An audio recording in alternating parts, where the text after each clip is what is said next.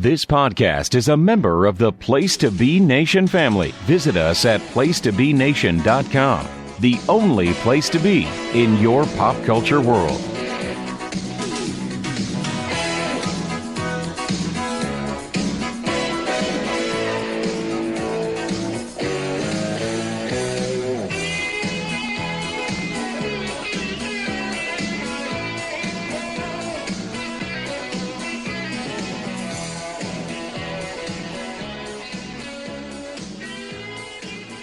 Place to Be Nation Wrestling Network. Welcome to episode number 17 of NWA Crock And Roll. I am your host, Sean Kidd, and we are on part 3 of our Before They Were Crockett watch as we're trying to get our journey through the summer, hopefully to get to December 85 in September. But before we begin and I introduce our guest tonight, I would like to introduce my co-host. Up first, Dr. G, how are you doing tonight? I'm doing great. It's although I wish the weather was nicer over the weekend here in the on the East Coast, but other than that, it's nice. It's the unofficial start of summer, which is my favorite time of the year. So we'll see where that goes. But I'm also looking forward to getting back to our regular watch though in 1985. But this is a good holdover to get us. There's some good stuff. There's some good stuff and there's some real horrible stuff that we've seen so far. But I try to think of the good stuff rather than the bad stuff. Well, unfortunately, I think that trend of bad stuff will continue tonight. We should have some good stuff as well. Yeah. But I'm with you. I'm looking forward to getting back to December 85. I think we have some really special episodes coming up. We have this 4-part series, and then we have two-part series that'll bridge us over the next couple months. And then in September, we'll get right back to December 85. But I've been enjoying watching these matches and going back and watching some matches that I didn't know exist and matches that I've actually liked and matches I really haven't liked, but it's been a fun little excursion, so I'm looking forward to talking tonight. It is, definitely. I think the thing is that it's nice to see the evolution of the I guess I hate to use the word character, but I guess we kind of use that a lot now in wrestling, but just seeing how they where they were and where they've become now that we're watching them in 1985. It's just it's definitely interesting to see. And especially, with a guy like Arn Anderson, who we, love to death, and seeing, some of his stuff before he reached the 1985 time frame. Yeah, I like it. It helps give perspective on them before they were Crockett, because we just jumped right into Crockett, and a lot of the stuff I haven't seen. So I know for me, it's been really cool to go back and watch some of the stuff to see where they were and where they are now. And Arn Anderson's a great example of that. So up next, Colin McDougall. Colin, how are you tonight? Or I should say Colin Koloff. I always screw that up. It's okay, Sean. I'll not. I'll keep the family away from you. Just this one more time, though. I think the closer we get to almost being a year, I think it's becoming a bit more egregious. No, I'm good, thank you. Yes, interesting selection of matches for tonight. You're saying that there is some good stuff in it. I got to about 3/4 of the way through thinking that might have been a bit of a lie, but no, it did produce some gems there eventually. But so I'm looking forward to hearing everyone's comments on it. Particularly one person who I think we're all looking forward to hearing from. Yeah, so tonight, on our first part, our 2 parts of this series, we had Scott Shiflett on. So for the second set, part 3 and 4, I have invited my co-host over on Highway to the Impact Zone and my most recent co-host on whatever damn pod that we're doing on the current Impact. I don't think we really know what it is, but we've done 2 episodes, and I'm welcoming Matt Souza. Matt, how are you tonight? Gentlemen, always a pleasure to be on with you. Yes, that the untitled current day Impact Wrestling pod. Please listen to those if you have not, over on North South Connection. Sean, you mentioned that there is good, and there is good here, but you mentioned the bad, and boy is the bad. But we'll get to that later on. Yeah, yes, we will. But before we jump into this, so Matt, thank you for joining us. I think this is like your second or third appearance. I'm not really sure. But we all love having you on, and always stirs some good debate. The first 2 matches tonight I look forward to because I call them the Souza specials, but we'll get to those in a minute. But first up, Unfortunately, like a lot of the pods that we've done on this show, as we approach the year, we're only 2 months away from our year anniversary at this point, or 1 month away by the time this drops. We've had a lot of people pass away. So we've had Butch Reed pass away, Road Warrior Animals passed away. I can't remember who else, but unfortunately we had another death literally, I think it was the night of or the day after we recorded our last episode, and that's one Don Kernodle. And we haven't seen a lot of Don Kernodle on this podcast. The one I will go back to, there's two. We did see Don Kernodle at ringside at Starrcade when we did Starrcade 85 because his brother was in that tag team match with Ole Anderson against the Russians. But the one match that I absolutely remember on this was back when we watched May of 85. His match against Tully Blanchard was probably one of my favorites that we've watched on this show so far. It was just took me aback, was fantastic, but he had plenty of history prior to 85. So I'm just going to kind of go around the horn. And Dr. G, as someone that's been a steward of watching Crockett Wrestling and very familiar with older style NWA, what are your thoughts on the passing of Don Kernodle? Well, Don Kernodle definitely has a history in Crockett Wrestling. And, I do remember him with his tag team with Sergeant Slaughter. I believe they were NWA World Tag Team Champions. So that's mainly my point of remembrance. And that match with Tully Blanchard, I remember saying that, wow, you surprised me with that. I didn't expect that one. He's a good hand, always been a good hand. Never, I would say he's just been pretty much a good mid-card wrestler, a good, territory guy, and, had a lot of respect in the business. I mean, I don't hear too many negative things about Don Kernodle. So,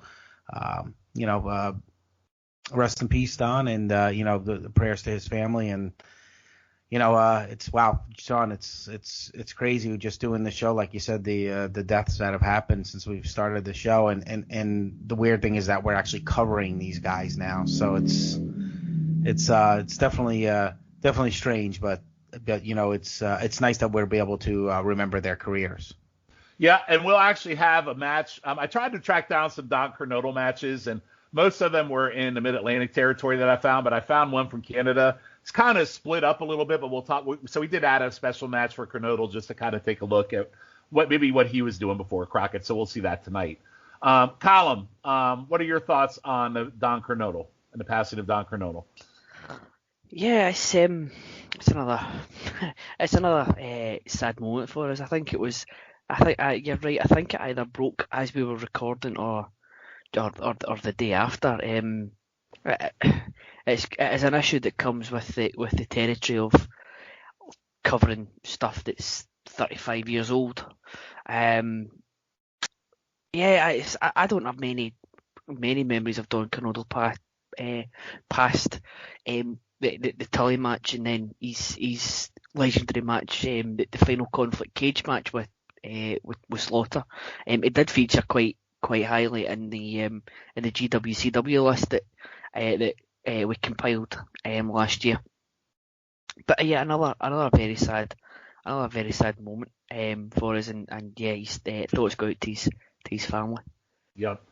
And Matt, anything you would like to add to that on Kernodle? Yeah, not much more to add, except May '85. That was the show. That was the first time I think I was on Crock and Roll. So we've all obviously watched that Tully match, and that Tully match was tremendous. So definitely seek that out if you're looking for a really good Don Kernodle match to remember him by. But yeah, like Callum said, as you cover more stuff in the '80s, the sad fact is you're going to see more and more of this. It sucks, but yeah, sad. It's sad to see. Yeah. So really strong hand in the Mid-Atlantic. He did have a WWF run, although it was mostly in the jobber role, I would say. But I think he was like a 3 or 4 time tag team champion. I know he's a champion with Slaughter. He was a champion with Ivan Koloff as well. So rest in peace, Don Kernodle. And like I said, we'll talk about a match of his later on in this show tonight. So with that, we are going to jump into part 3 of our watch. So our first match tonight, before we get into it, we're ranking these matches as we go, and so far we've watched 14 matches in this series in the first 2 parts. And so far, the 2 best matches that we have ranked are from episode 1. Actually, the best 3 matches that we've ranked so far have been from episode 1. It was Flair versus Brett Sawyer, which took us all aback. It was shocking. The Rock and Roll Express versus Midnight versus Ted DiBiase and Dr. Death. And then the dynamic duo of Gino Hernandez and Tully Blanchard versus Tito Santana and Mills Mascaris would be our third. Was like a 2.75. So those are our top three so far. So let's see if anything on here tonight can compete with those three. So we're going to go right into our first match. And as I said, the first two matches I called the Souza specials because Souza is a big fan, as he's been on our show in the past, a big fan of both of these gentlemen that we're going to talk about in the first two matches. So our first match, we are going back to 1972. It is championship wrestling from Florida, and it is the Briscoes taking on Paul Jones and Dory Funk Sr. And there's a lot of Paul Jones out there on YouTube land, guys. And as with every episode, all these matches are on YouTube. And Colin, I would like to say thank you because I know you've been adding these matches to a watch list to follow along with the pod. So that was really cool of you to do. So thank you for doing that. But the thing is with Paul Jones, it's really hard to find anything really non-Mid-Atlantic. And even Championship Wrestling from Florida is still NWA affiliated. But we're going back to 1972. And this is so old. It is on that old projector film reel video that's what we're watching. The match has clearly been cut, but we did get 7 minutes of it. So we'll open it up. We got Sully on commentary, who sounds like he just woke up from a bender or just started a bender. I'm not sure which, but he was in really bad shape. I thought it was a pretty good intense start between Jones and Jack Briscoe. They were trading moves, and I thought it looked pretty stiff. The other note I made in this, it was a very strong hair game in this match because all the gentlemen in this match had really, really wild, bushy hair. I thought there was a weird camera angle in this, makes them look like midget wrestlers, and it was just weird. And the story in this match was really all Briscoe and Jones for the first part of it. Dory and Jerry finally fight for a few seconds. Match was clearly cut, lots of punches, etc., but I thought the punches were stiff. In the end, Jerry pins Dory with an abdominal stretch into a pin. I liked what I saw, but I also think I would have liked to see the whole thing because I bet the match in general was probably pretty darn good based on what we saw. There's definitely better Paul Jones stuff from Mid-Atlantic, but again, it was really hard to find stuff that wasn't well known or things that weren't already on the Mid-Atlantic TV show. It was 7 minutes, so before I give my ranking, I'm going to go to our guest first. Matt Souza, what did you think of this tag team match? Well, first of all, you mentioned Gordon Soley. Good Lord, was he rough. Oh, my God. And I love how you could literally hear the tape machine rolling in the background during this clip. Like, they didn't even attempt to kind of edit it out. But, oh, God, Soley was just boring me to tears. And I know he's well-regarded and everything. And I know, the big thing with him is, he makes it sound like a real sport.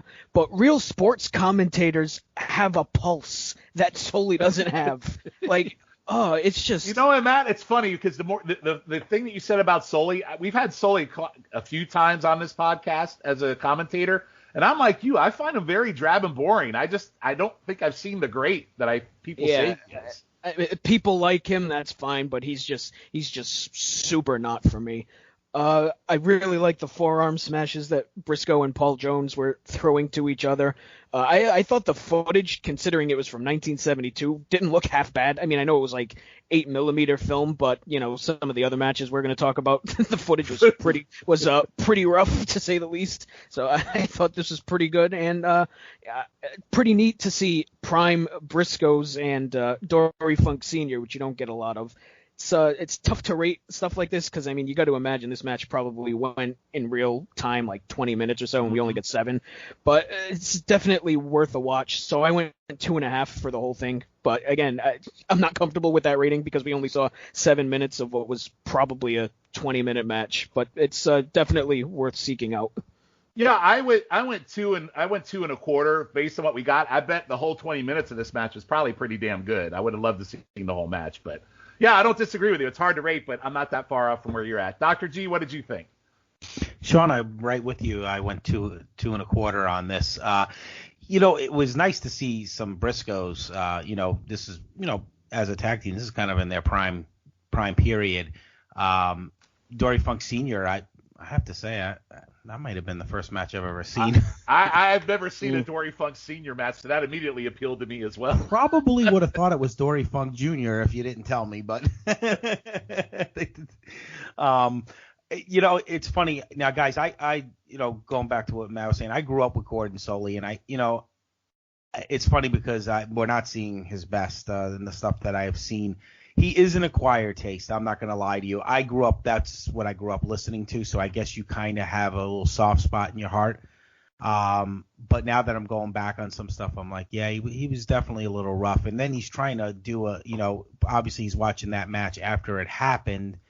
And obviously when you're not there, there's definitely, some people are really good at it. Some people aren't. And he obviously wasn't. He just wasn't feeling it, it seemed like. And hearing the projector in the background was hysterical. Kind of reminded me being back in school. It's like I vision him sitting in his like little bar area with it up on the wall while he's like taking shots of gin. That's kind of how I imagine. To me, he sounded like he just woke up from the bender rather than in the middle of it. But in regards to the match, just a good tag team match. I enjoyed the match, and I agree with Matt. The footage for that time, even though it was on 8mm, wasn't that bad. The angle was weird. It seemed like they did, because there are a bunch of this stuff on, these old matches from Championship Wrestling from Florida. It seemed like that's how they recorded it back then. Remember, they probably just had one camera that they used, and that was about it. Well, what they did on that show is they always did an old match segment, and it was usually in this form or fashion where they cut it down and it's 8mm. Yeah, it's somebody that was with their camera that they, probably a kid that worked in the office or something. Yeah. But the 2.25. I enjoyed it. It was neat, I guess, to see some of these guys back in their prime, and then going back to 1972. We haven't watched too many really, really old matches. This is probably one of the oldest matches that we've watched. So it is the oldest match we've watched. 39 years old, definitely the oldest. So I enjoyed it. I think if anybody wants to go seek it out, I think they would enjoy it. But you're right, and we'll say this throughout the whole night. We realize the announcing does make the match.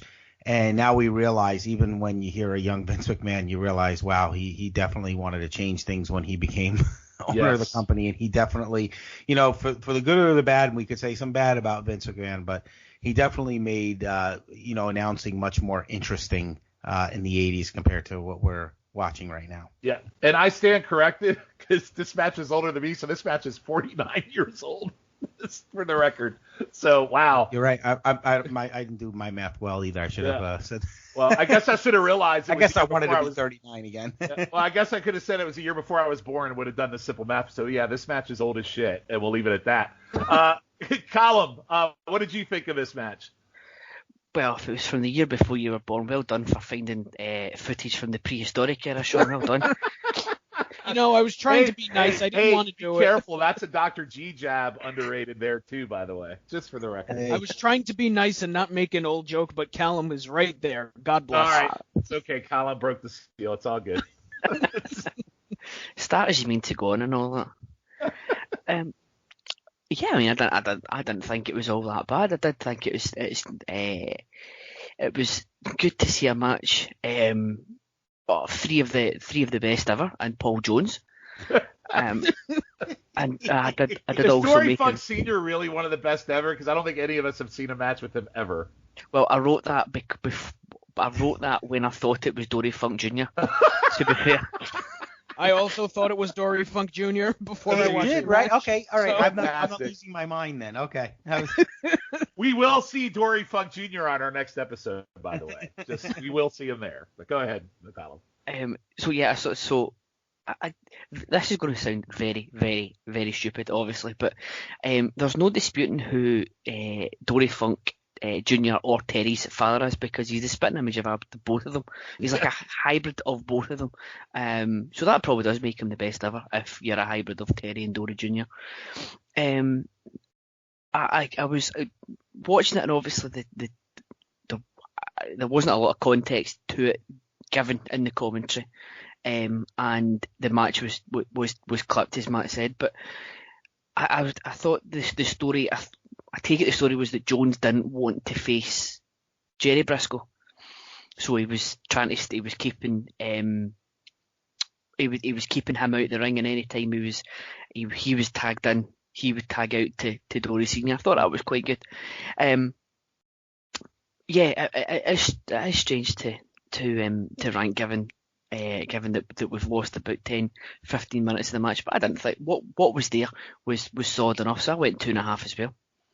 Okay, so pretty solid opening, and I want the record to show, Matt Souza, that you rated a Paul Jones match higher than me. Just let the record show I'm that. nothing if I am not right down the middle. I call you are things right down you the are middle. you are definitely fair, so I appreciate that, knowing how much you aren't a big Paul Jones fan. So that's really great. All right, so our next, so not a bad opening. I would have liked to see more, but yeah, I went 2.25. So we'll move on to match number 2, which I don't think we'll have the same love for this one as we did the first one. So the number 2, Matt Souza's number 2 favorite wrestler is Jimmy Valiant. And Matt, you were on the episode where you had to watch that match. Was it the Kamala match that you had to watch? Oh, I sure was. Yeah, so we go back to Puerto Rico. We went to Puerto Rico, so Matt was on for that. And very well known, Matt's a big Jimmy Valiant fan. So I was like, okay, let me find a Jimmy Valiant match because I needed one for this show anyway, for this series. So I was searching YouTube, and I came across Jimmy Valiant versus Jay Strongbow from June 16th, 1975, Madison Square Garden. All right, so Jimmy Valiant, I think, comes out. He looks very different. He's handsome Jimmy Valiant here in his first class male jacket. Handsome Jimmy Valiant. Strongbow, very Wahoo-like. So right away you got the Jimmy Valiant and Wahoo hatred. It's probably going to come into play here, I would imagine, at least between two people on this pod. But he had some really ugly tights on. The ref, I like the older matches where the ref dressed like my dad going on a 70s drive because they wear some really freaking crazy clothes and just look old.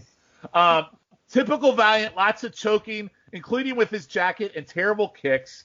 The other note I made is it mandatory for every Indian gimmick to run in place and, do the Indian dance because it happens in every gimmick. And Jay Strongbow does it here just very, very badly. The best thing that Valiant did in this match was sell a sleeper. There's a submission spot pulling Strongbow's arms back, which was extremely boring and on brand and felt like forever. And then there was a nerve hold on top of it. Strongbow wins with a Thez press, that really bad-looking Thez press that Vince says, look at that maneuver, which is classic Vince, right? So this match was 15 and a half minutes that I'll never get back of my life and 15 minutes and 49 seconds for too long. I am going to go to Dr. G first. The match was brutal. I mean, Jimmy Valiant, I like this incarnation of him better, but that doesn't mean I like him. Just let me make that clear. Make sure you're clear because Matt will rip you apart. I like the heel. I like the heel version better and not this, goofball that's running around the ring, the way he does in Crockett. I can't take it. So I just thought he was a better heel, but wow, these guys are just brutal. And Chief Jay Strongbow, I never understood what they liked about him. It's an Italian guy being an Indian, which, obviously does not mix too well. Doesn't really get over too well today, but I don't know. I just I can't even. I have to give it a dud. I'm sorry. I can't even give it half a star. It was awful. There was nothing good about it at all. Even the announcing wasn't good. Vince at that time. That was the New York territory, though. They just loved those 15, 20-minute matches at the beginning of the card. It was just like, do these rest holds and, just brutal. Yeah, here's the thing I wrote. I put typical boring Valiant even in 1975. I don't get it. Like 10 years, we went 10 years in the past, and he's still boring as shit even in 1975. He's a boring wrestler, but I mean, his character with him being a heel, the Valiants actually had a pretty good run, but I just can't take him in Crockett. I just don't understand it. I didn't understand why he was so over.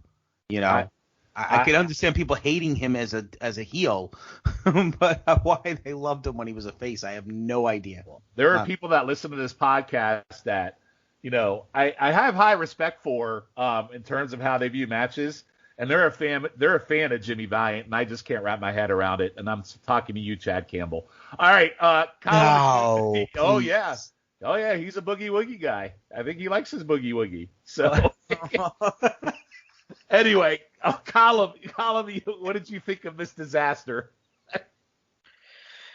I've got half a page of notes, and they're not all. None of them are complimentary. Oh no, one of them's complimentary. First one, Crowd is Red Hot, which again is another. Like, it's just one of these. It's like one of these questions you don't have the answer to. Like, what is the meaning of life? Why is the crowd always so rabid when Jimmy Valiant walks out? I don't understand that.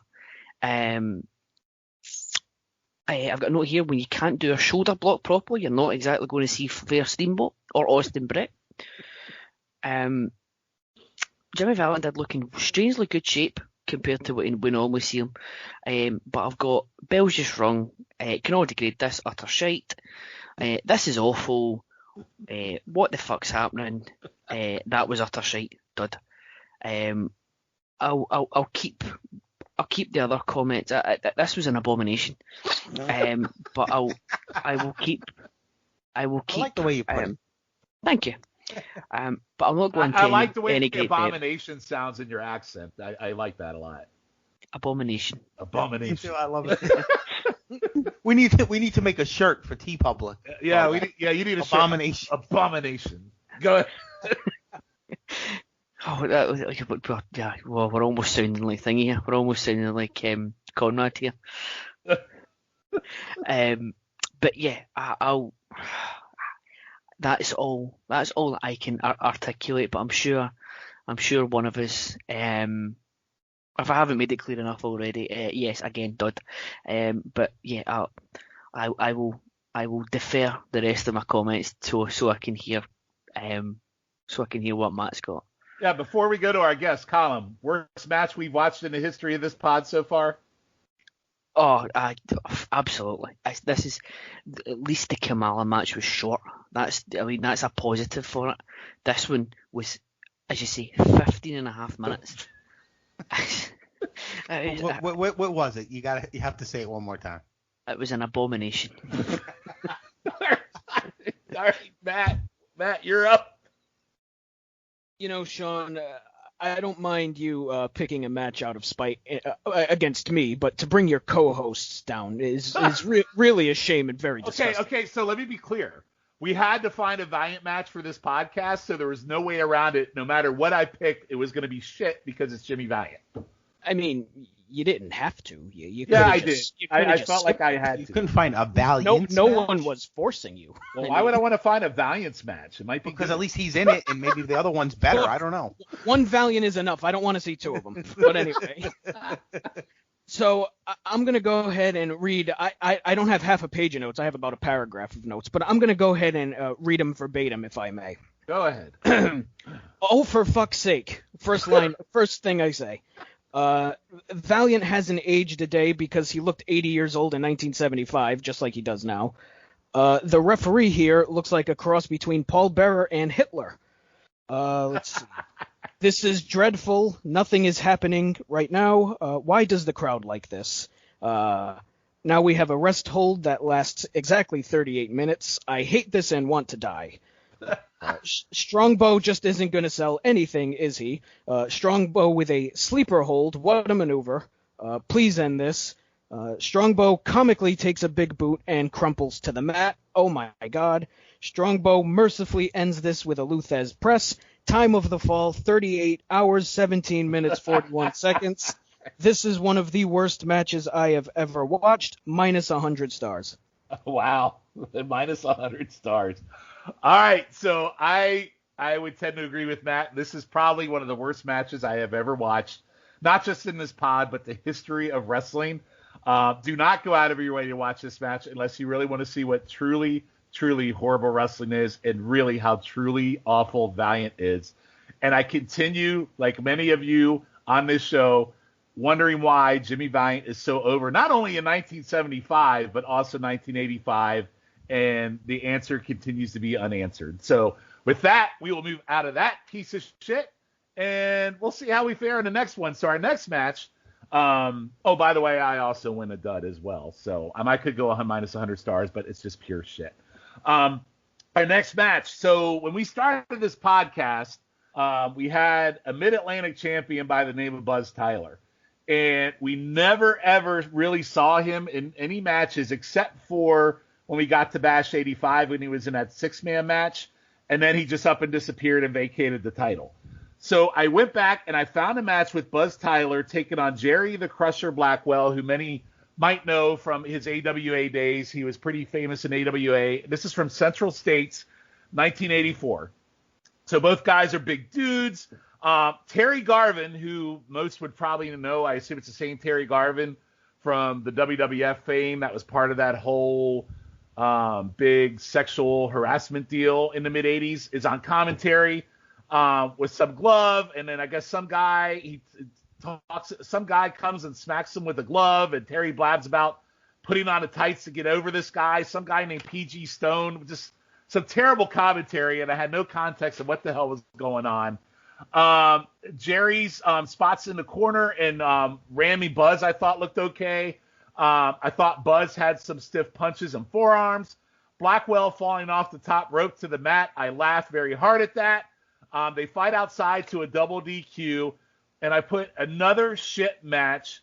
I'm glad to have Souza on for this episode.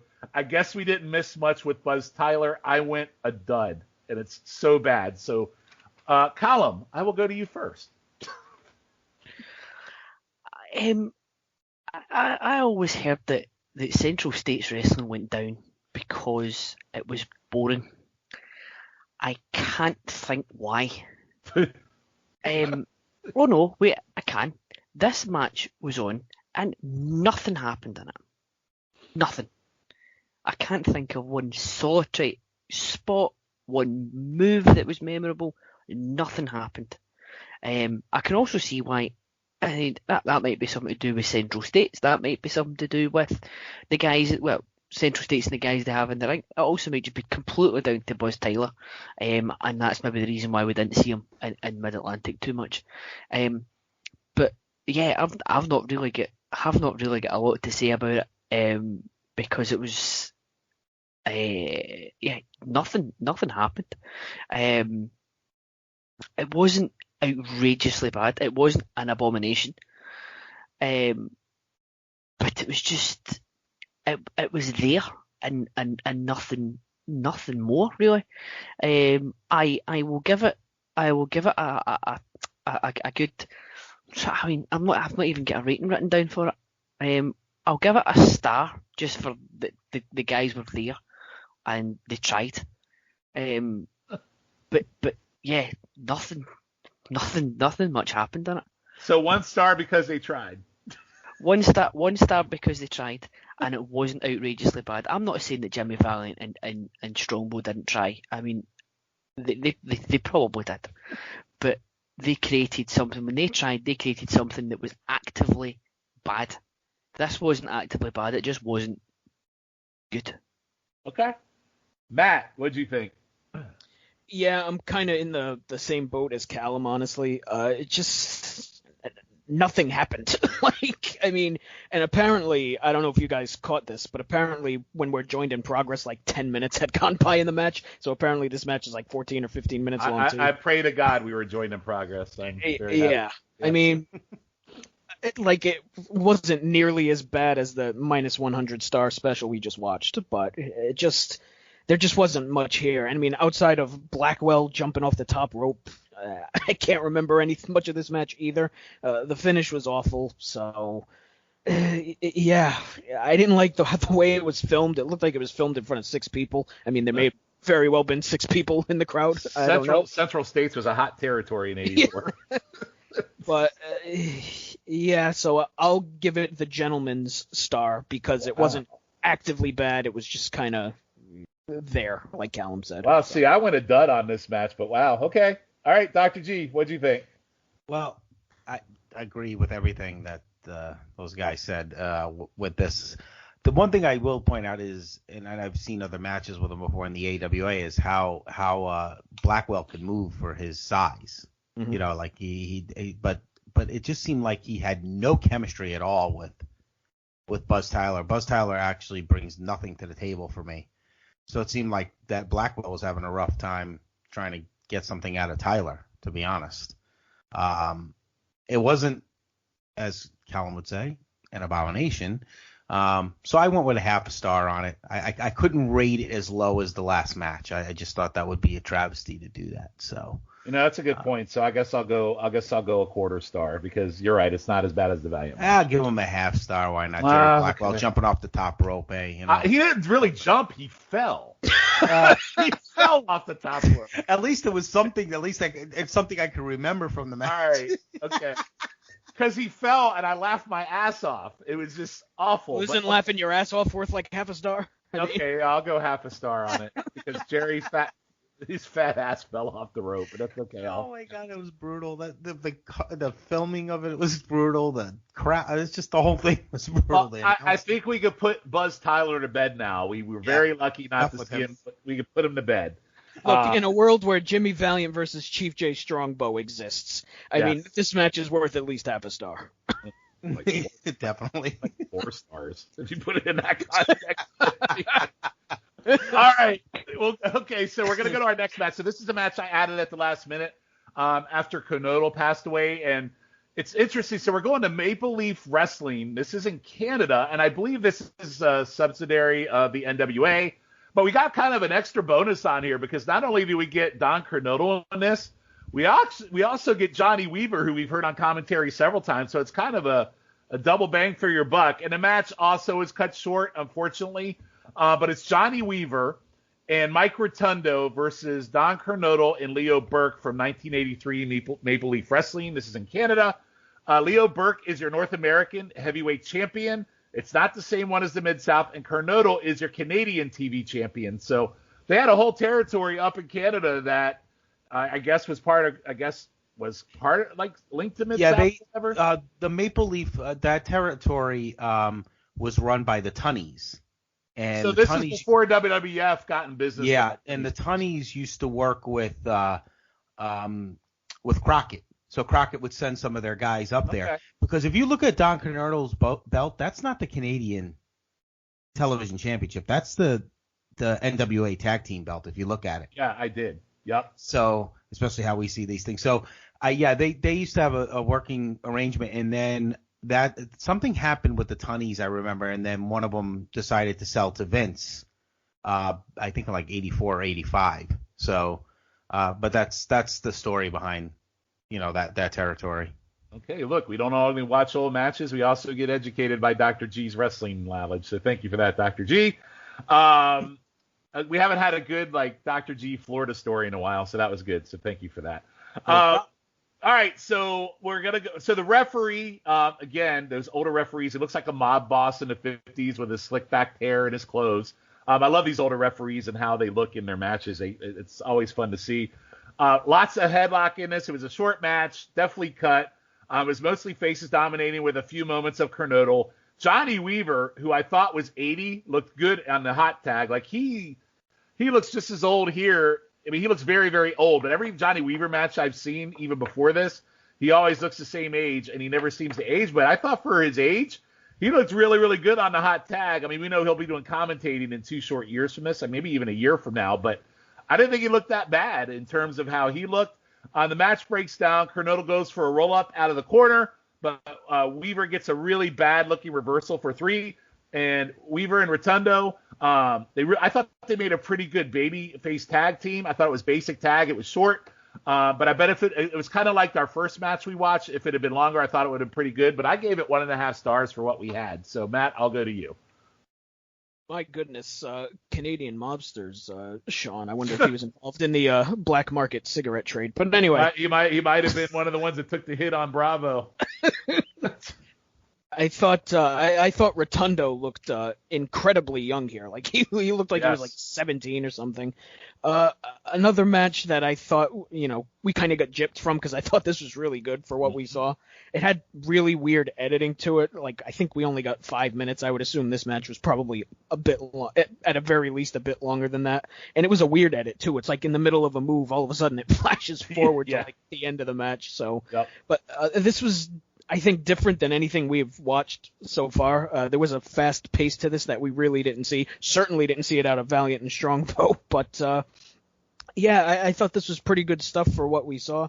and one of the matches that I wish we would have seen the full thing. So I went 2 stars on this. Would have been curious to see what the full match was like. Yep, I agree. Dr. G, what did you think? I agree with Matt. I went 2 stars on it. I wish we could have seen some more. It was definitely neat to see, Mike Rotundo at that time. I think at that time he was kind of going back and forth with, Florida, Mid-Atlantic, and then this territory. Yeah, we have a match on the next episode from '84 where he's in Florida with Wyndham. So, yeah. And But Weaver, you're right. I mean, he's like Arn Anderson. He just looks the same. Yep. No matter what age he is.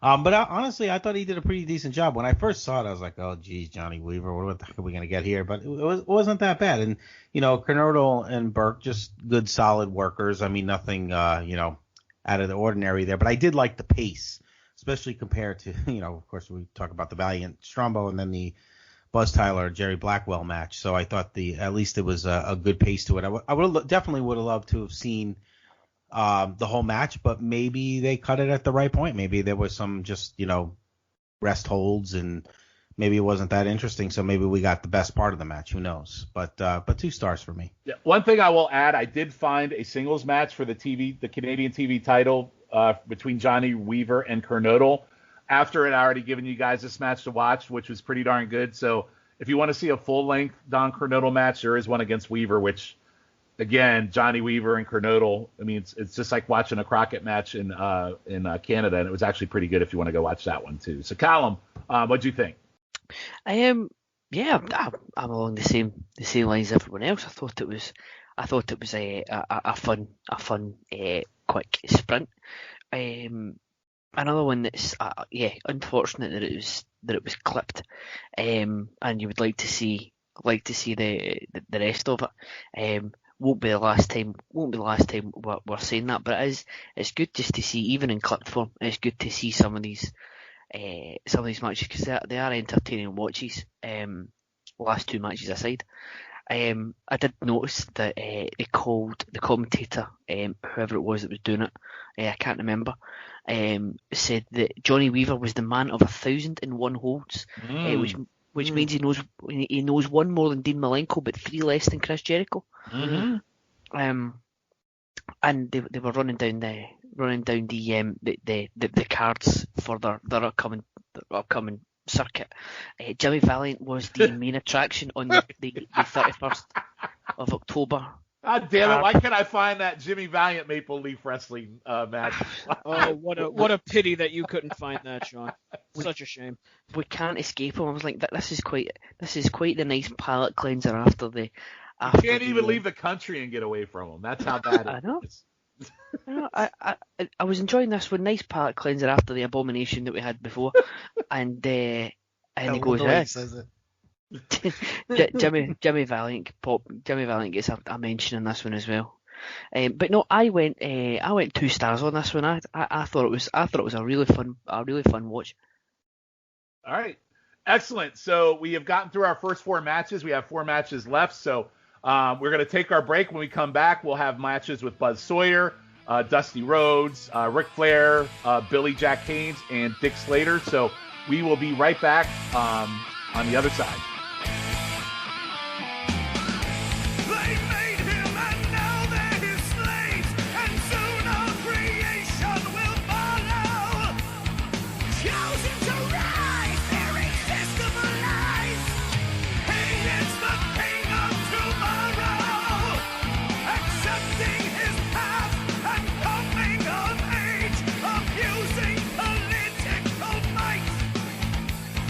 Black magic rain!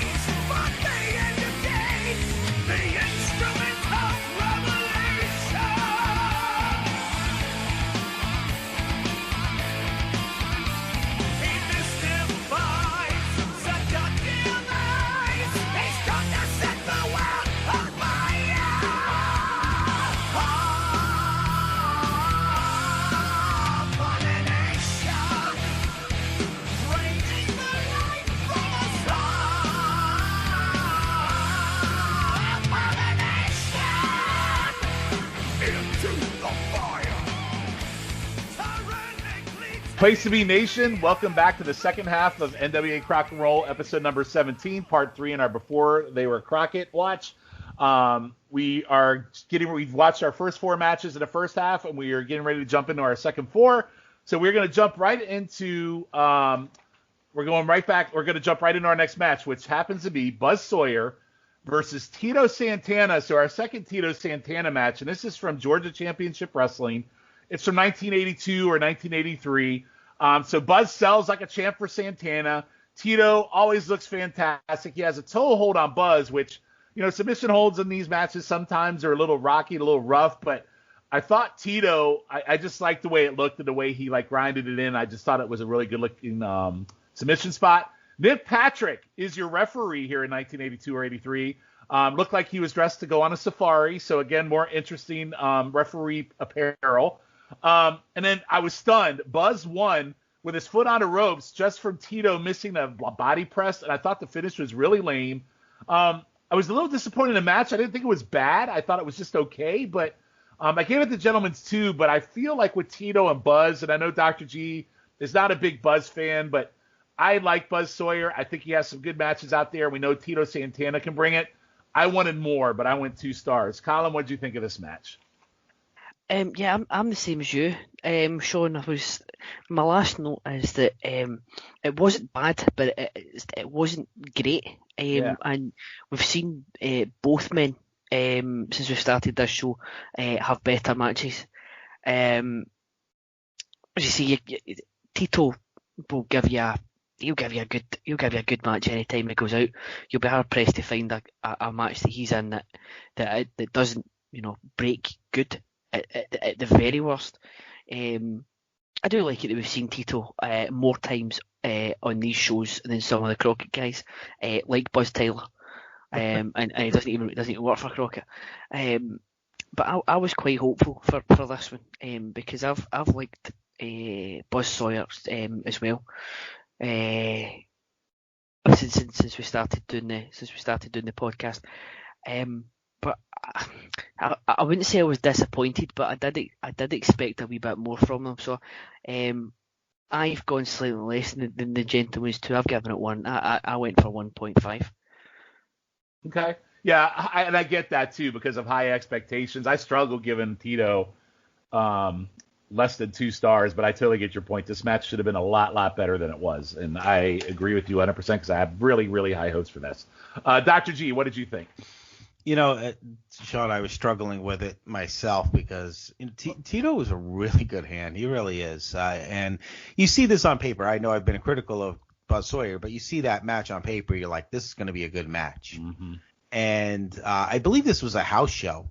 It wasn't how they were promoting it, or I thought I saw something, when we were watching. Listen, at the end of the day, I think it was a house show, but I was stunned that Tito Santana lost. I don't know why. Yeah, I think so much. Yeah, I thought Tito was going to win this one. Obviously that, it's kind of lame finish, but that means they did that finish to keep that storyline going, so this way next month or next week or whenever, however they ran the territory, you come back and watch the rematch. That's basically probably what they were booking at that time. I was kind of disappointed with the kind of lame finish. And like you, I just and Callum, I expected a little bit more from the match. But I did give it 2 stars just because I really enjoy watching some Tito matches. So I kind of wish now he was in Crockett during our time because he was in prime WWF period at in his career at that time. So he really, I'm getting much more of appreciation for him because most of the stuff I've seen was probably WWF stuff. I mean, I do remember him a little bit, in the Georgia territory, but mainly I remember him for his Intercontinental run in the WWF in the 80s. Yeah, Tito was at WrestleMania 85 and having bangers with Greg Valentine when we started our podcast watch on this show. So he's in good hands in the WWF for sure. No doubt. But yeah, I could imagine him and Crockett would have been something else. So Matt, what did you think? Yeah, pretty much on the same page as everybody else. I went 2 stars on it too. I had high expectations for this when you sent the list over and I saw this match, but didn't quite hit them. Match was a lot of leg work, but it was like well worked leg work. Like it wasn't a rest hold. He was actually working the hold, and just Tito's just so good at being a babyface. He's like just such a pure babyface, and he's so good at it. But yeah, not the best outing for him, and Buzz pinning Tito even with his foot on the ropes was really surprising. So it was still a pretty fun sprint for what it was, but I was expecting more, definitely, like you guys. So 2 stars. All right, so we're kind of on this trend now. I mean, we had the really bad matches, but for the most part, we're kind of on a 2-star kind of trend. So I'm really curious on what you guys think about the next match, because this is kind of a big deal match if you go back into the day and you put history and, to my favorite word, Souza, context, right? So we have Nick Bockwinkel versus Dusty Rhodes for the AWA World Heavyweight title. This is for May 20th, 1983. The world title is on the line, and this is Houston Wrestling. And one of the things that I've grown to really love during this podcast, which will play out over the course of the summer for us, is Houston Wrestling has such a freaking library on YouTube that is just, it's like some of the matches on there you find and go, really, this match really happened? And this is kind of one of those for me. But yeah, I really grown to love Houston Wrestling. So this is from Houston Wrestling. And again, it offers a lot of gem matchups. Bockwinkel's has a dick promo, which is actually arrogant and fantastic. I loved it. Dibiase comes out to challenge the winner, which I thought was a nice touch. I thought the match was a lot of fun. Dusty was being Dusty, showboating, doing his elbows. Bockwinkel, Bockwinkel looks like a legit pro, and I liked him that he had enough of Dusty's shit, and then he started wrestling Dusty. Bockwinkel reminds me a lot of Flair in some of his mannerisms and his heeldom. Ref goes out, and then DiBiase comes in and just bloodies Dusty with his cast, and Nick gets the 3 count on Dusty, and I was legit surprised to see Dusty take a 3 count, especially in the 80s, because we're only 2 years out from our watch, and he takes a pinfall loss at the hand of Bockwinkel. I really enjoyed this. I actually wanted to see more of Bockwinkel wrestling because he is really, really good, and I've never really gotten into Bockwinkel too much, but I've seen some matches with him lately, and this is one of them where I've really enjoyed it. Dusty was a bloody heap and cut a hell of a promo after with JYD on DiBiase. Guys, I really liked it. I'm curious what you thought. I actually went 3 stars on this. So, Matt, I'm going to go to you first. What did you think? Yeah, this was the Dusty Rhodes show for sure. I mean, the crowd was just molten hot for everything he did. I mean, losing it for something as simple as a punch. Mm-hmm. I mean, he just had them eating out of the palm of his hand. I don't know if you guys noticed, but at one point, every time the announcer said the time count, like, 5 minutes remaining, 10 minutes remaining, it sounded like a loudspeaker announcement at a Home Depot. Like, yes, it was like 10 minutes have elapsed in the match. There's a sale on roofing nails in aisle 24. It's so like, old school in these old style matches. You hear that in almost every match. They did that in NWA. Yeah. Time. I love it. I know. It was more the sound of it that caught me off guard. Like, I don't know what type of speaker system they had in that. It's Bruce Pritchard doing the announcements. Sam Houston had it going through a bullhorn. Good Lord. It sounded like. I'm sorry, Paul Bosch, not Sam Houston. Paul Bosch. Like in the prison yard or something. Like, Jesus. But, yeah, Bockwinkel, I thought, did an awesome job selling Dusty's punches. And, yeah, I really enjoyed this. The finish wasn't the best, but, Dusty eating a pin, like you said, Sean, was shocking, especially at this point. And Dusty had been NWA champion once by this point, right, in 81? Yep. Once or twice. Yep. Yeah, so I mean, at this point he just flat out didn't get pinned, so that was pretty shocking to me. The promo after the match with Dusty's with the blood all over Dusty's face was great. So yeah, really, really great stuff. Molten hot crowd. I went 3.25 on this. All right, excellent. Callum, what'd you think? I really enjoyed it. I was looking forward to it when you said at the tail end of the last episode that this was one of the ones that we had on tap for watching for this one. The match didn't slow down at all, and there was no wasted movement from either guy for the length of the match. It seemed to go at like a fair clip. I don't know if this one was clipped down at all. I don't remember. No, I think this one was straight up. I don't think. Yeah, it didn't look like it was. If it was, it was very minimal. Yeah, Like there was no noticeable places where they did it. I've got a notice where the Dusty is the master at playing the crowd. It was just this.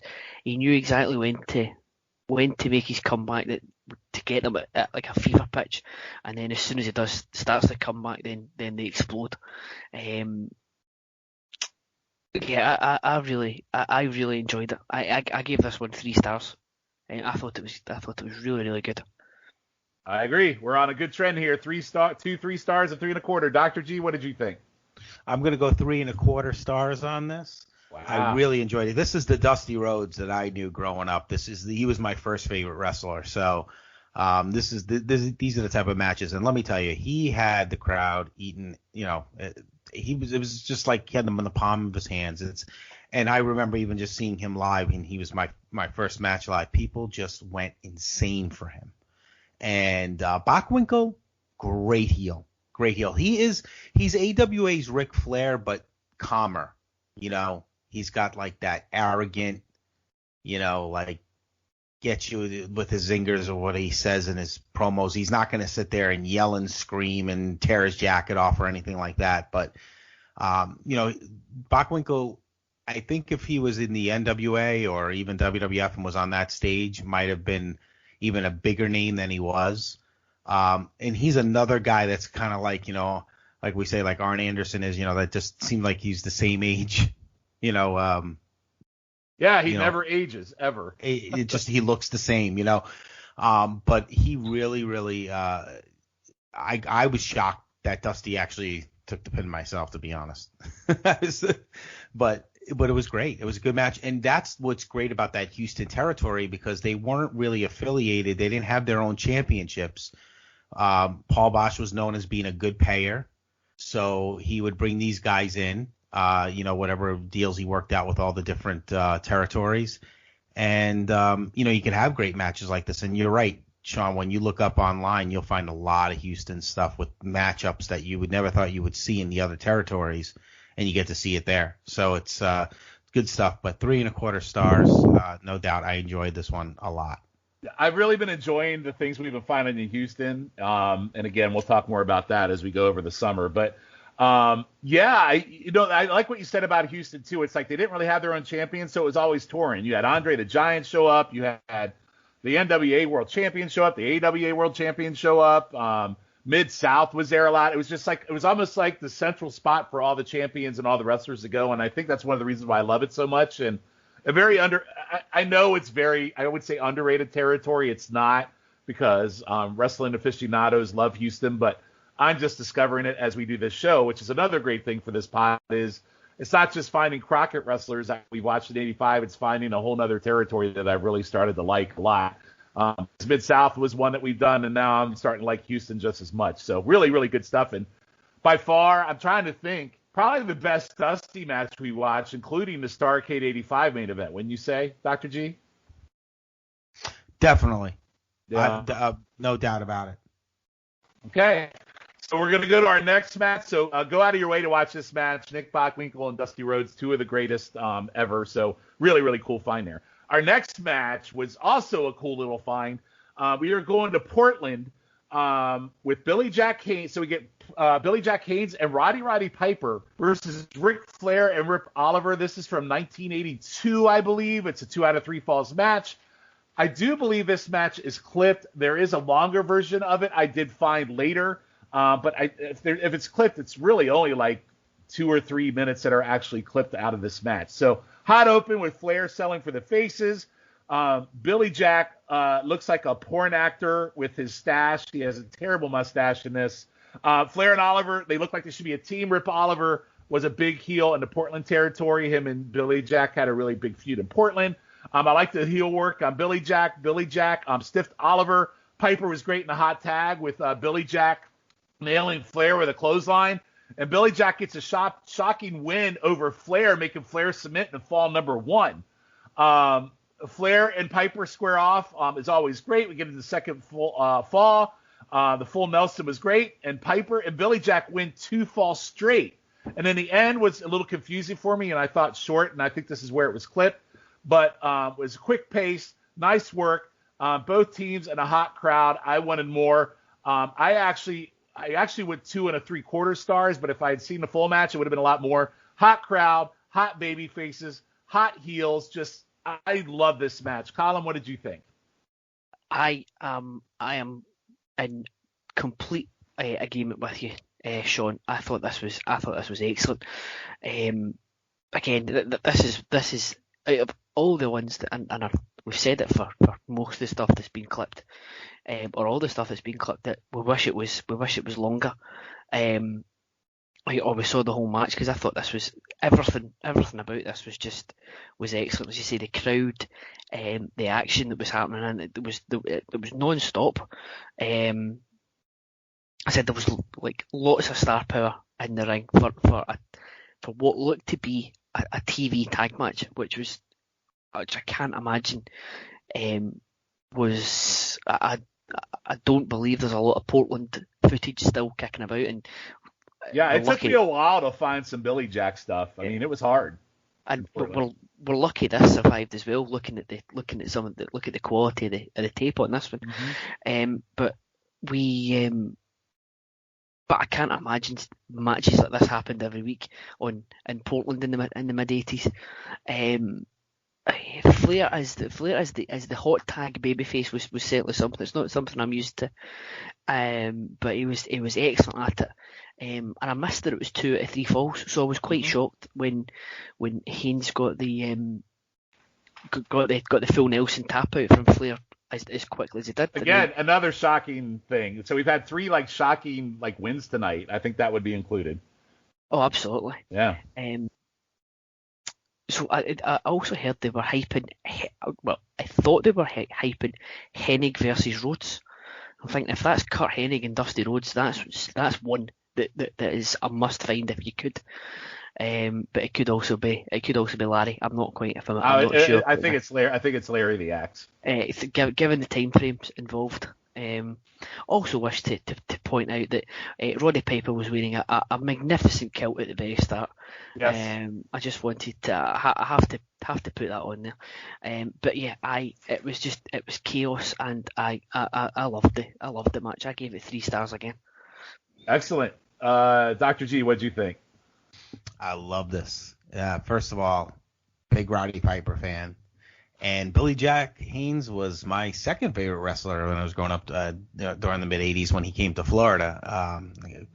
Probably because I got to meet him and got to carry the he's another Florida one he's another one that's grown on me over the course of this podcast as well. It's a shame that, I obviously, as we could see now, he must have had a lot of issues. Now, again, I met him a bunch of times, and he was always great to the fans. Signs for everyone would stay.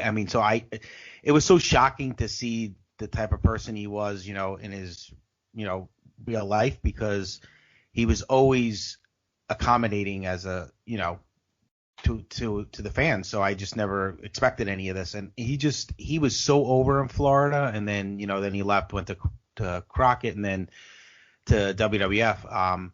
He probably wasn't the best interview in the world, but he could go in the ring, and he started at 28 years old. This is his rookie year, this match. Mm-hmm. So, this is good stuff. This is a gem that you found here. And Rip Oliver was the Hulk Hogan of the Pacific Northwest. He was the guy that, he was a heel, he was a face, but he was their key guy. He was always in a feud. He's kind of like the Lawler, I guess, if you really wanted to compare it to a territory type of thing. In the Pacific Northwest, but this was good stuff. I like, the quickness of it.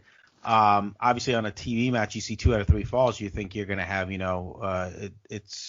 was going to be a little longer. So I think like you, Sean, I would probably like to have seen more. But obviously, with on television, they were trying to make it shorter. But I really enjoyed it. I went 3 stars on it. Wasn't as good as the Dusty Bockwinkel match. I gave that 3 1/4. But I really enjoyed this match, and I'm glad you put this on here. Thank you for putting that on here. No, I'm glad I found it. Matt, what do you think? I'm at 3 stars for this too. This was really, really great stuff. The crowd was just in a complete frenzy for the entire thing. Billy Jack beating Flair and making him give up, I thought was really surprising. Like I think you mentioned the footage. The footage was quite rough. Probably the roughest footage we've watched through this whole thing. It looked like it was on like a bad VHS tape. It was kind of tough at points to tell who was who and what was going on. But yeah, just real chaotic wrestling, different from really anything I think you were probably seeing at the time, and certainly different than anything we saw during this watch. So yeah, 3 stars, really fun stuff.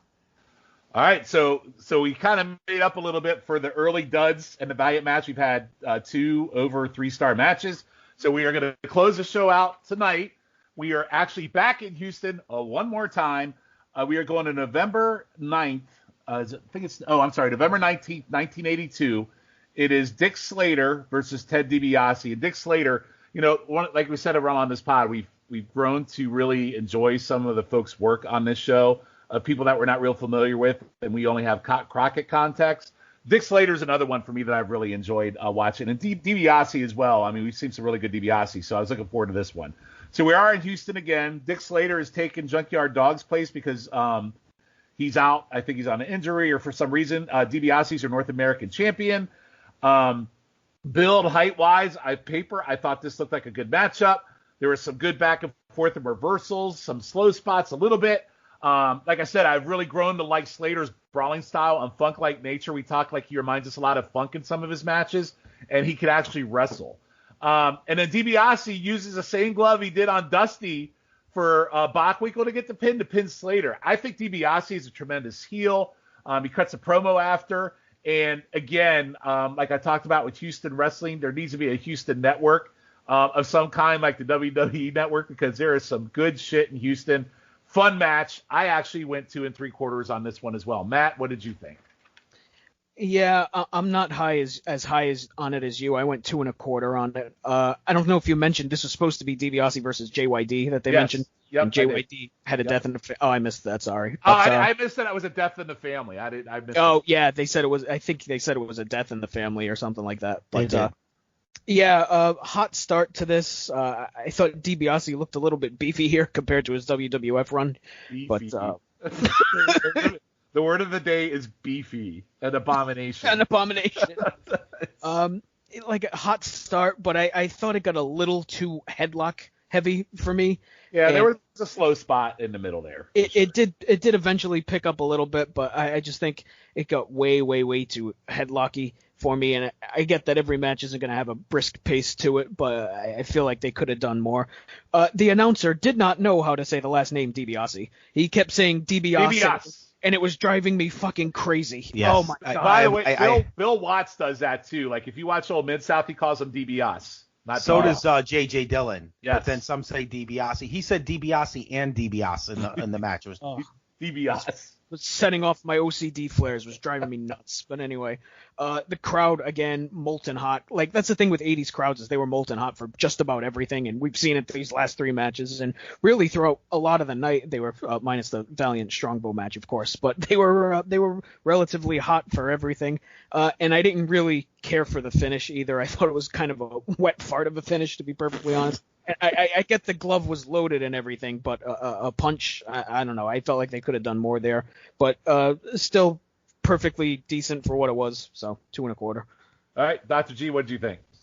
I went 2.5. It could have been a 3-star match, but I agree with Matt. And I know sometimes in the 80s and some of the territories you did have the rest holds, the headlocks, all that. But I thought it was just a little too much. You could have taken that part out, and it probably would have been a 3-star match because I thought they had in the fast parts, they really had good chemistry together. Ted Dibiase was a great heel. He really was, and that's why Vince, brought him to WWF because, when they say he was on target to be a NWA World Champion, he would have made a great NWA World Heavyweight Champion. He was that good of a heel. I agree with you. He was a little beefier than he was in his WWF run. Because it is funny when he did come to the WWF, I was like, wow, he did have a different look compared to when he was in Mid-South. That's what he was, I guess, at this time. But You're right, Sean, in terms of Houston. I mean, there's some really, really good stuff that, is probably out there somewhere that you could go watch. It's just amazing. And I picked up on it too, Matt. You're so funny. I'm the same way. Oh, my gosh. It's like Dibiase, then Dibiase. It's like, which one? Stick with one of them at least. It was like listening, because he's from Brooklyn, so it was like listening to my uncle talk. He can't. My one uncle, he can never get like baseball players' names right. It would drive me crazy. So that's what Paul Bosch reminded me of. It was just, and he doesn't say title, it's title. That's how he kept saying.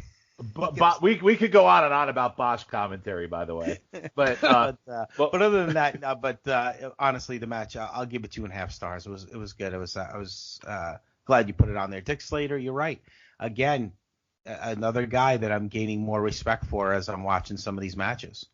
Yeah, the gorilla gimmick doesn't do him justice, does it? No. I was trying to forget about that.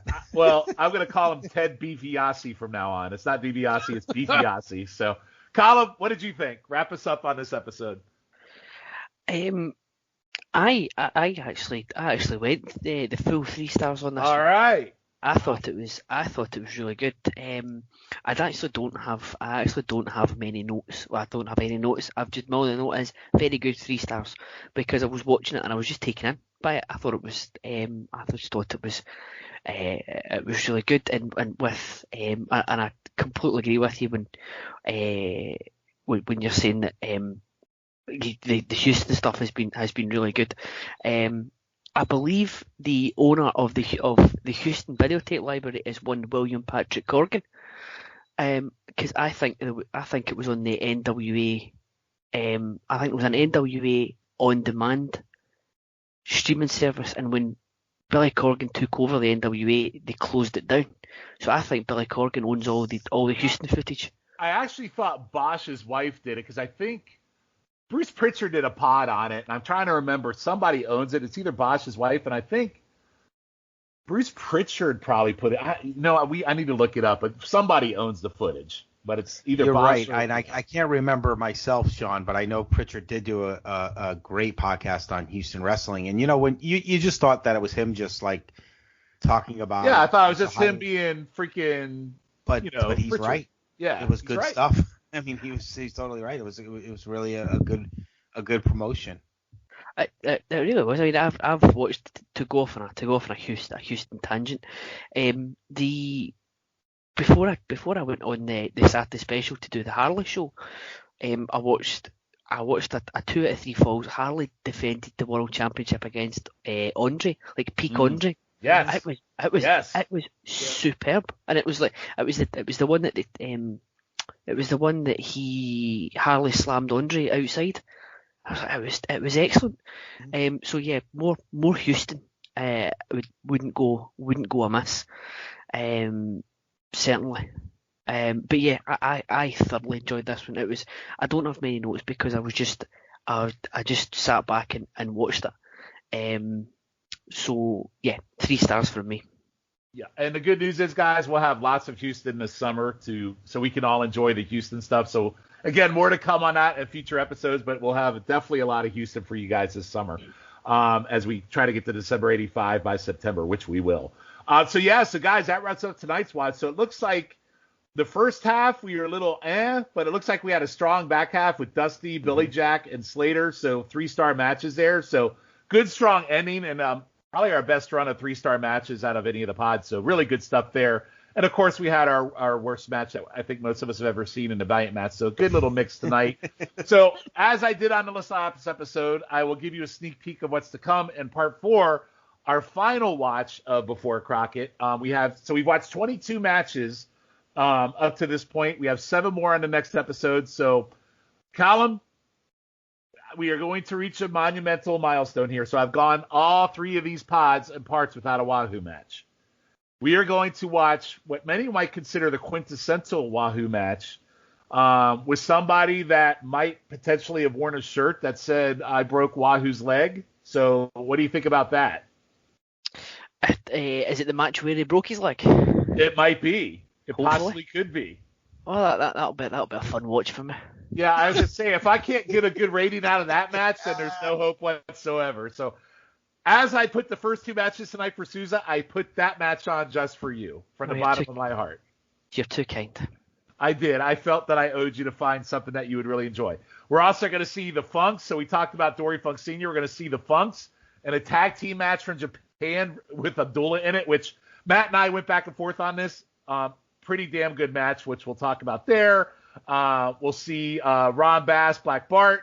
We'll see the Midnight Express. And I have found, holy shit, guys, I have found a match with J.J. Dillon that has to be seen to be believed in a tag team match against a team I've never heard of.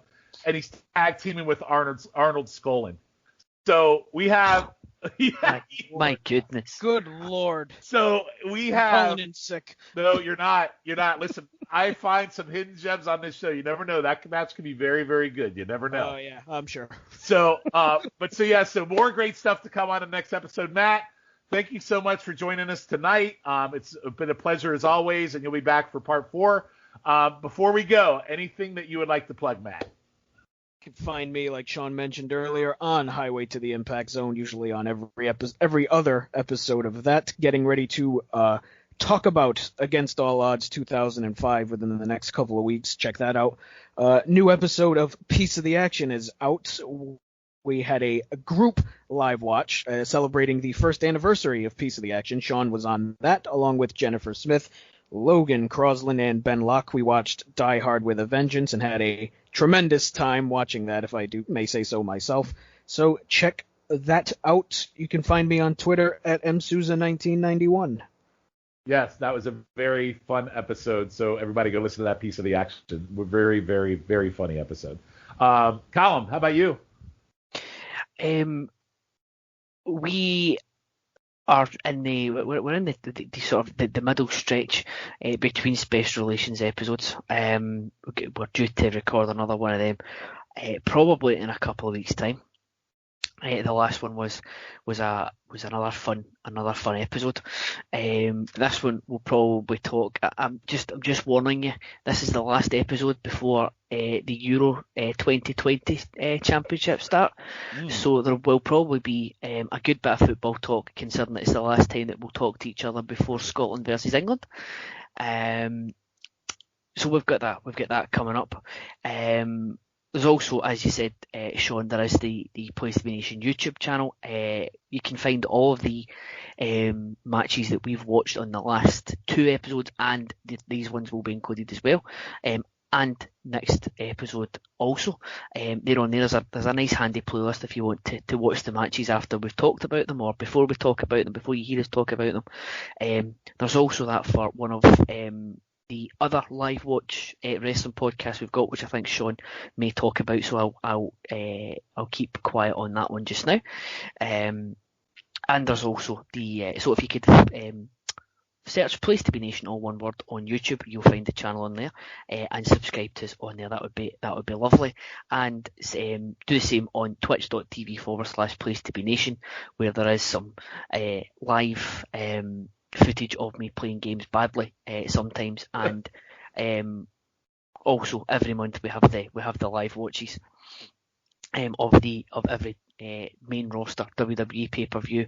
And by the time you hear this, we'll also have done NWA Where Our Shadows Fall. It's our second venture to the NWA for that one as well.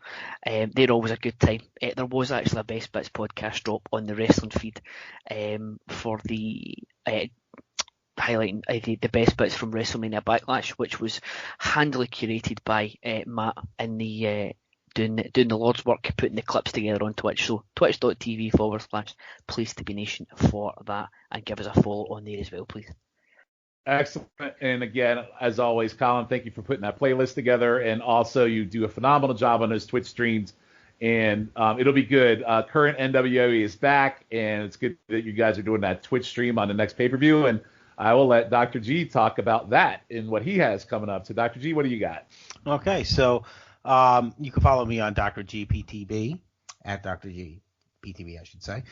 Now, we are the Twitch feed. I'm I had to tell Callum, unfortunately, my daughter's graduating high school on Friday, but, because of COVID, it's outside. So if it rains, the rain date is on Sunday, exactly at the time of the pay-per-view. So I guess the daughter graduation trumps Nicole. Yeah, that's probably a little bit of a bigger deal. But we're going to pray for no rain and be able to be on that. So definitely take a listen to that, because we'll have a lot of fun. But we're so excited that the current NWA is back, When Our Shadows Fall. Interesting to see if they do something with the set. Now I heard they're letting fans in Yes. for the pay-per-view and for some TV tapings. So that should be exciting, because that's what makes it. I mean, I know they've been using some of the guys that are at the tapings to give some crowd noise, but it'll be nice to have some authentic crowd noise from fans. But you can listen to me every Saturday. It drops at 9 a.m., the NWA Saturday Special with the Podfather. Every week we talk about current NWA, and it's been getting hotter and hotter, and so we're really enjoying it. And of course this show. This is good stuff here. We're Sean, you're doing a good job finding some gems. Yet listen, you're going to find some that are not so good, but that's not a reflection on you. That's a reflection on the guys that are wrestling. And I don't think you're going to be able to find anything that's good for Jimmy Valiant. So there's nothing you can do about that, unfortunately. No, I'd be lying if I didn't say I purposely might have found one bad match tonight on purpose. I'd be. Oh yeah, weird. I'm trying to be nice here now. Like, No. I'm trying to find matches that no one's probably either seen or heard of and never seen, and I'm enjoying doing these because I'm learning a lot as we go. Hopefully, our audience is, and we're just trying. We're trying to fill our content and hopefully have some good shows while we wait for the network to bring back Crockett Watch, and we will get there no matter what. I think we have a fun summer plan, so we'll have part 4 of our series next week. Or I'm sorry, on the next episode in a couple weeks, and then we're going to start after part 4 this summer. We are going to have a 2-part series on matches from Houston, because I think we've all enjoyed Houston, and we will have Ben, Column's pal from Special Relations, join us for that 2-parter. And then at the end of summer, we'll have a 2-parter called Unwatched, where we'll go back and watch matches from our April through November 85 that we have not watched or that we missed. And I did find, guys, in that, towards the end of the summer, I found the full match of Dick Slater and Dusty Rhodes versus the Russians, where Slater was the gorilla. So I found the full match, and we'll be watching that one towards the end of summer. So I can't wait for that one. So, but really good stuff coming up here on NWA Crock And Roll over the summer. So as for me on Twitter, I'm at NWA Crock And Roll. As Colin brought up, there's another playlist to another new pod that I'm doing with Logan, Scott Shiflett, and Jacob Williams. It's called PTBN Wrestling YouTube Roulette, where we watch 4 matches, live watch, and commentate. And Colin has done a great job of uploading those videos as well. Those you can actually live watch those with us if you want to listen to the pod at the same time. We will be recording a second episode. Episode number 2 will be recorded in a couple weeks. Souza brought up Highway to the Impact Zone. We already talked about at the beginning of the pod. Souza and I do another pod on Current Impact, where basically it's just Souza and I using our names with whatever the name of the pay-per-view is, because that's how original we are. On the Pop Feed, I'm on Battlestar in the 25th Century. You have Wrestling Chicken Salad, Popcorn Chicken Salad. I'm on way too many things, but you know what? We love doing these pods. We love talking about the content, and they're a lot of fun to do. And we thank you all for listening. So please go back and listen to all the Quadapods. They're all great talent, great people. And we thank you guys for listening. So with that, I am Sean Kidd for Dr. G, Matt Souza, and the Abomination, Scottish Abomination column, McDougal. We will see you on our next episode for part 4 of Before They Were Crockett.